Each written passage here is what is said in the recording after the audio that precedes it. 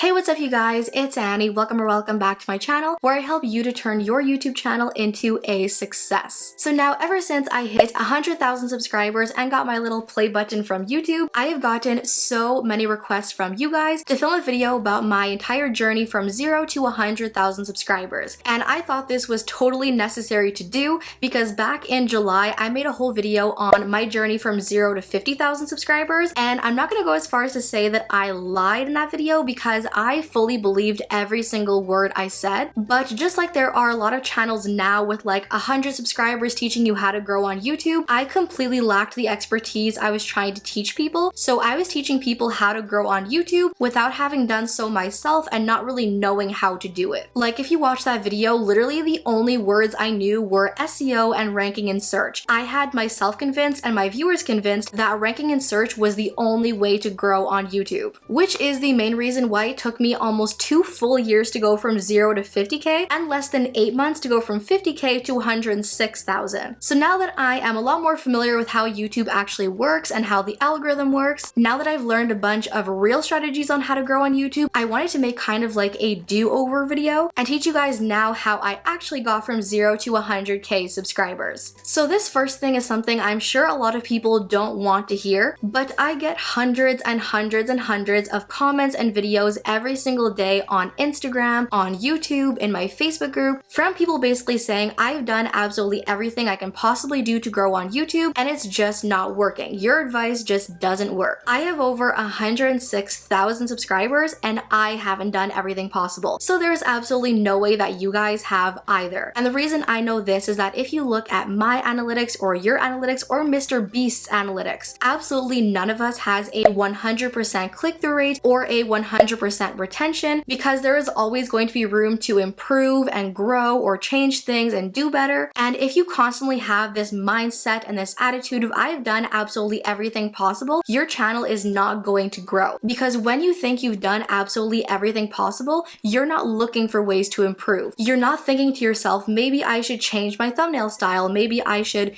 do this or take this out to keep people watching longer. Maybe I could do better with my optimization. No matter what stage you are at with your channel, there is never going to come a time where you've done absolutely everything possible. And the only way to be a successful YouTuber and have a successful channel is to constantly look for ways to improve and do better with your channel. And full transparency, as a new YouTuber, I had the exact same mindset. I told myself I'm uploading consistently, I am making what I believe to be really high quality videos, but my channel is just not growing. Something has to be wrong with YouTube. But as soon as I began to accept responsibility and take ownership of my channel and my content, when I started to actually look for ways to improve my content, that was when I began to grow on YouTube. So that is one very important mindset I think everybody has to take on, is to always be willing to look for ways to improve your channel. So now this next thing was an absolute breaking point for my channel, and that is learning how to make your channel something people actually want to subscribe to. And by that I mean that I spent so much time focusing on picking my niche,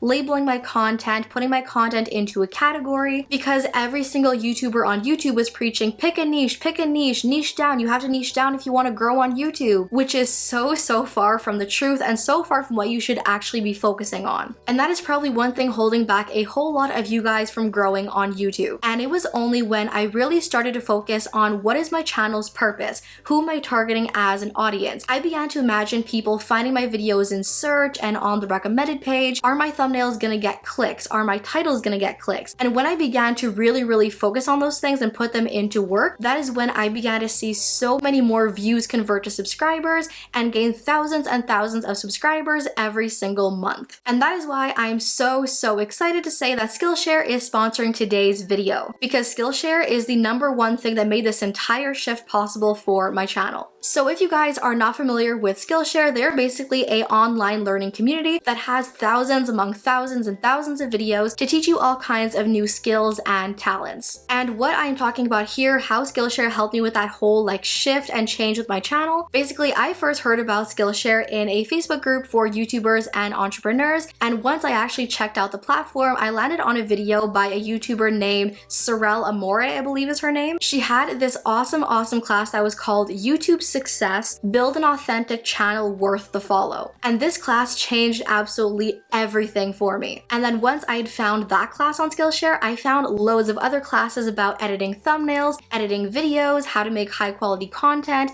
how to keep people watching, and so many other things. Now, I know as a beginner YouTuber, not everybody can afford Skillshare, so of course, as usual, I have the hookups for my people, and the first 1,000 of my viewers who use my link in my description box will have a full free trial of Skillshare Premium, so that you can watch that video or any other videos on their platform to learn any and all skills and talents you need to become a more successful YouTuber. And they are always adding all sorts of new classes, so there is always something new to learn. And one of my absolute favorite things about Skillshare that I loved way back then is that unlike YouTube, there are no ads before, during, or after the videos, so that you can watch as many videos as you want with no ads or interruptions. But definitely, I swear to this day, that online class is the #1 thing that changed absolutely everything for me and taught me so much about how to actually turn viewers into subscribers. So now the third thing that was a major catalyst in my videos blowing up and blowing up my channel with it was to actually learn what the YouTube algorithm cares about and what it doesn't care about. I feel like nowadays on social media, everybody is so obsessed with like Instagram followers, Instagram likes, subscribers on YouTube, views on YouTube. People stare at their screens all day waiting for that next subscriber to come in, then you go to bed expecting to have new subscribers when you wake up, and when you do wake up, there are no movements on your subscriber count, which of course can be super demotivating. But I'm here to tell you that the YouTube algorithm, the #1 thing that is going to push out your videos and help grow your channel, does not care about subscriber count or view count or like count or any of that. The only two things the YouTube algorithm actually cares about is #1, serving the perfect video to every single viewer, and #2, serving them content they're actually going to enjoy watching. So it does not matter how many views your video has, how many subscribers your channel has. It doesn't matter how many videos you have on your channel. What does actually matter to the algorithm are things like your impressions click-through rate that tells YouTube's algorithm people are interested in this video and they're actually watching this video. And then paired with that is your view duration and your audience retention, which tells YouTube not only are people clicking to watch this video, but they're actually sticking around to watch it. So if you clickbait somebody and they leave after like 30 seconds or a minute of your video, that's not really good to your video's performance. Whereas if you have like 5 people watch your video and they watch like 50% of the video, that is a huge green light to the algorithm. And then on top of that, if you have people not only clicking onto your video, not only watching your video, but then taking the time to engage in the way of likes and comments and shares, that is going to take your video so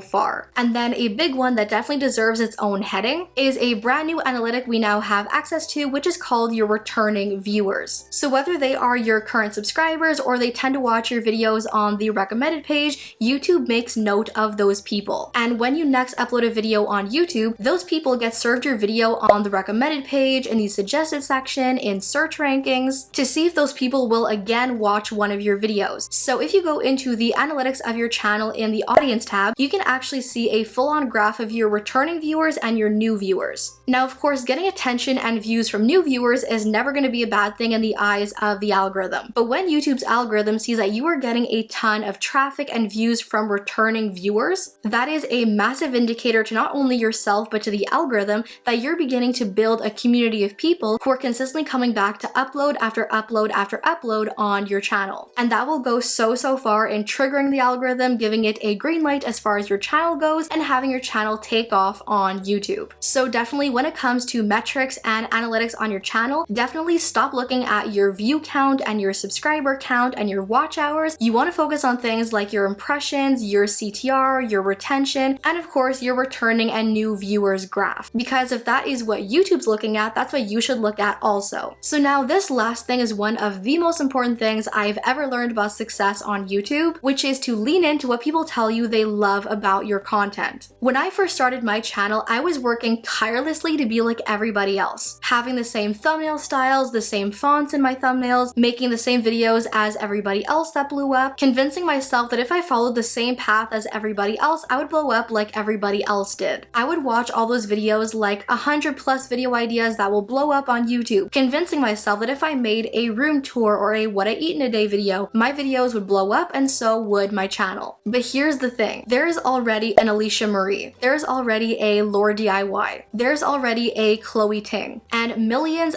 of people absolutely love every one of these channels and these creators because of them and their content. But if you try to do what has already been done by all those other creators, people are going to notice. If they already love Lore DIY or Chloe Ting, they don't need 100 copies of Chloe Ting or Lore DIY. I am obviously not the first how to grow on YouTube or YouTube advice channel out there. There are people like Nick Nimmin and Roberto Blake and Think Media that have come years and years before me. And I am so thankful to call those people my friends and my mentors. But if I wanted to grow on YouTube and become successful, I had to find my own voice, my own aesthetic, my own way of creating my content, and basically make my videos in a way those guys didn't. And I get comments every single day from you guys basically saying like, you're the best YouTube advice channel and nobody talks about this stuff. And those comments make me so happy, but there is no way I would get any one of those comments if I was still copying other people on the platform. So I basically leaned into what are other channels not doing that I can do. Leaned into what would make me different and make me stand out on YouTube. And I also leaned into what you guys told me you loved about my content and my channel. And the more I did the things that you guys said you loved about my channel, the more my channel grew. And I think that is definitely one of the most important things you can possibly do to stand out on YouTube and grow on YouTube. So take the time to figure out what can you do on your channel that is not already being done on YouTube. What is something that will make you stand out in your community? What is something you wish people would do that they haven't already done that you can do? I had this really bad habit as a new YouTuber. Whenever I got a content idea or a channel idea, I would look for other people who had already done that, kind of like a way to get permission to do that, until I realized like, oh, the fact that nobody has done this before is actually a strength. The fact that I have this idea that people are looking for but nobody else has done, I'm gonna be the first person to give these people what they're looking for. And again, once I began to do that, my channel absolutely took off on YouTube. So that is one more very important thing to think about and consider and work on. So that, you guys, is it for this very lengthy, very information-packed video. I really hope you guys enjoyed it and found it helpful. Thank you all so much for watching. Love you all to the moon and back, and I'll see you in my next video. Bye!